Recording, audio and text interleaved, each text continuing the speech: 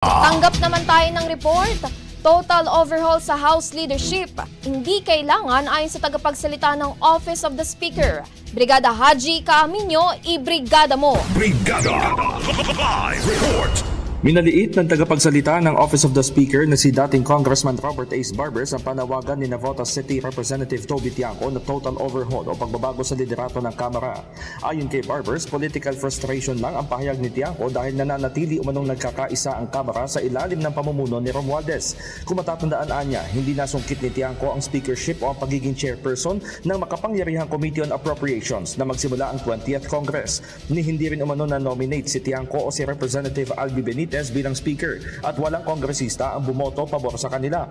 Punto ni Barbers na nanatili ang commitment ng party leader sa supermajority coalition sa ilalim ni Romualdez na nagdala ng record legislative productivity.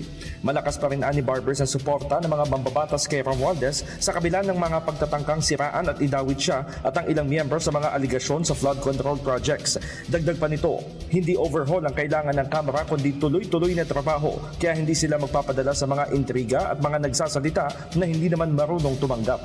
In the heart of changing lives, ako si Brigada Haji Caaminio ng 105.1 Brigada News from Manila, the Music and News Authority.